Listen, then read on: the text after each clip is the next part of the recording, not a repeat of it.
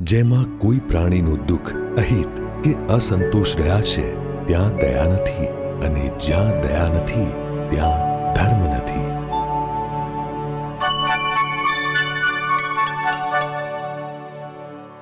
જીન શાસનને પૂર્ણ પ્રકાશમાં લાવનાર છેલ્લા તીર્થંકર ભગવાન મહાવીર સ્વામીના શિષ્યોમાંનો એક શિષ્ય દુષ્યમ કળિયુગને છેદતો, કર્મશત્રુને ભેદતો એવો યોગી આત્માર્થી જીવોના કલ્યાણ અર્થે આ અવની પર આવી ચડ્યો. જેની સ્મરણ શક્તિ અદ્ભુત હતી, સર્વ જીવો પ્રત્યે જેનો વિશ્વવ્યાપી પ્રેમ હતો, માત્ર 7 વર્ષની વયે જેને જાતિ સ્મૃતિ જ્ઞાન પ્રાપ્ત થયું હતું, માત્ર 19 વર્ષની વયે જેને શતાવધાનની શક્તિ હતી, એવા આશ્ચર્યની મૂર્તિ સમા પરમ કૃપાળુ દેવ શ્રીમદ રાજચંદ્ર પ્રભુનો યોગ આવા પંચમ કાળમાં થવો એ આપણા ભાગ્યની પરાકાષ્ઠાનું સૂચન છે. પરમ કૃપાળુ દેવના નિવૃત્તિ સ્થાનમાં વડવા તથા ઈડરની આગવી વિશેષતા છે. પરમ કૃપાળુ દેવ શ્રીમદ રાજચંદ્રજી સંવત 1952ના ભાદરવા સુદ દશમના રોજ રાળસથી ખંભાત પધાર્યા હતા.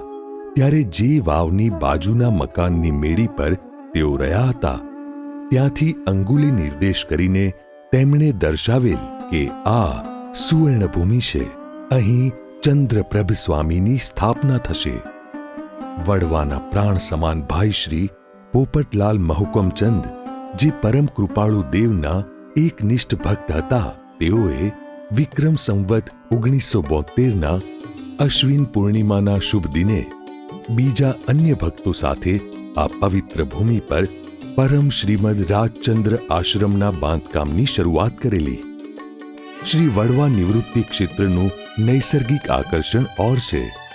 ભીંતે લિખિત વચનામૃતો, સુવર્ણ સૂત્રો, સુંદર ભવ્ય રચના, પવિત્ર આધ્યાત્મિક વાતાવરણમાં પ્રવેશતા હોઈએ એવો સહજ ભાસ કરાવે છે. આશ્રમમાં સ્વાધ્યાય મંડપ, જીન મંદિર, ગુરુ મંદિર, ભગવાન બાહુબલીજીની પ્રતિમા, ભાઈશ્રીની પ્રતિમા, પુસ્તકાલય, સાર્વજનિક દવાખાનું, ભોજનાલય,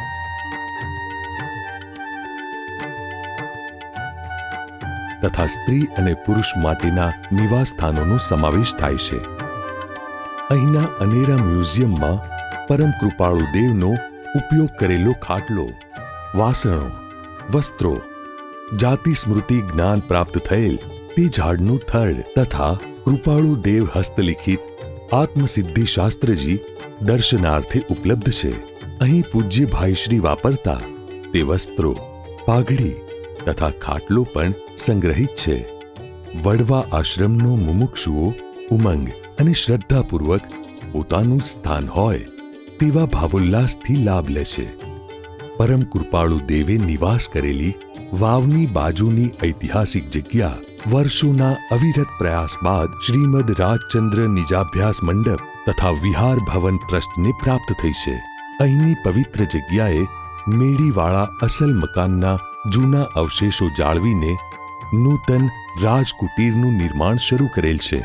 આગામી શતાબ્દી વર્ષને અનુલક્ષીને આશ્રમમાં નવા આવાસો, સ્વાધ્યાય મંડપ, ગુરુ મંદિર, મ્યુઝિયમ વગેરેનું રિનોવેશન કાર્ય તથા આશ્રમની વિશાળ ખુલ્લી જગ્યાઓમાં ફ્લોરિંગ, ગાર્ડનિંગ, કમ્પાઉન્ડ વોલ, રંગરોગાન વગેરેનું કાર્ય હાથ ધરેલ છે.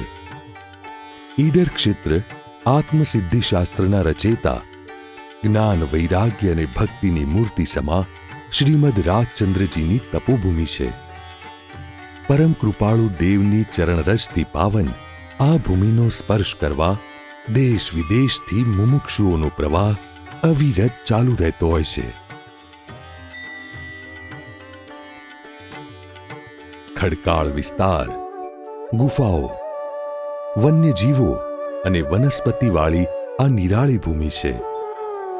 પરમ કૃપાળુ દેવ સંવત 1955માં ઈડરના ઘંટિયા પહાડ પર પૂજ્ય શ્રી લઘુરાજ સ્વામી સહિત 7 મુનિઓ સાથે પધારેલા, ત્યારે એક શિલા ઉપર બિરાજી ઉત્તરાધ્યયન સૂત્રના 3જા અધ્યયનની પહેલી ગાથા અને દ્રવ્ય સંગ્રહ મુનિઓને સંપૂર્ણ સંભળાવ્યા હતા અને કહ્યું હતું, હે મુનિઓ, આજ પ્રત્યક્ષ સિદ્ધ શિલા છે. આજ અહીં સિદ્ધનું સુખ પ્રત્યક્ષ અનુભવ્યું છે, જેથી આ જગ્યાનું ક્યારેય વિસ્મરણ કરશું નહીં. અહીં પધારતા ઘણા સાધકોને સિદ્ધ શિલાના અલૌકિક પરમાણુનો અહેસાસ આજ દિન સુધી થતો રહ્યો છે. શ્રી ઘંટિયા પહાડ ઉપર ચડતા પહેલા તળેટીએ જમણી બાજુએ શ્રી મહાવીર સ્વામીની દેરી છે. આ દેરી જે શિલા ઉપર પ્રતિષ્ઠિત કરવામાં આવી છે તે પુઢવી શિલા છે. તેની ઉપર બિરાજીને શ્રીમદજીએ બૃહદ દ્રવ્ય સંગ્રહનું વાંચન કર્યું હતું. અહીં પ્રસ્થાપેલ શ્રીમદ રાજચંદ્ર આશ્રમમાં વિક્રમ સંવત 1996માં પરમ કૃપાળુ દેવના પાદુકાજીની સ્થાપના કરવામાં આવી હતી અને વિધિવત આ આશ્રમની પ્રવૃત્તિઓનો પ્રારંભ કર્યો હતો. વિક્રમ સંવત 2051માં આ પવિત્ર સિદ્ધ શિલા ઉપર પરમ કૃપાળુ દેવની પ્રતિમાજી પ્રતિષ્ઠિત કરી નૂતન ગુરુ મંદિર તથા બાજુમાં જીન મંદિરનું નિર્માણ કરવામાં આવેલ છે. હજારો ભવ્યોને આત્મકલ્યાણ સાધવામાં સરળતા રહે તે માટે શ્રીમદ રાજચંદ્ર નિજાભ્યાસ મંડપ તથા વિહાર ભવન ટ્રસ્ટે આ પવિત્ર સ્થળે ભાઈઓ તથા બહેનોના નિવાસસ્થાન, કાયમી ભોજનશાળા, આરો પાણીનો પ્લાન્ટ વગેરે સગવડો કરી છે. આ સગવડ વધારવા માટેનું બાંધકામ પણ આદરવામાં આવ્યું છે, જેથી વધુને વધુ મુમુક્ષુઓ તથા સાધકો આ તપોભૂમિનો લાભ લઈ શકે. પરમ કૃપાળુ દેવના અનન્ય ભક્તોને આ ઉત્તમ કાર્યમાં સહકાર આપવા અમારી નમ્ર વિનંતી છે, જેથી પરમ કૃપાળુ દેવના આચાર તથા વિચારનું સુખદ સ્મરણ આવનારી અનેક પેઢી અનુભવી શકે. ચાલો આ પરમ કૃપાળુ દેવ શ્રીમદ રાજચંદ્રજીને તથા તેમની વાણીને સદાય જીવંત રાખીએ.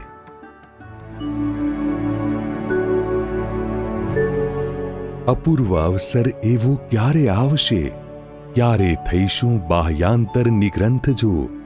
સર્વ સંબંધનું બંધન તીક્ષ્ણ છેદીને વિચરશું હવ મહત પુરુષને પંથ જો.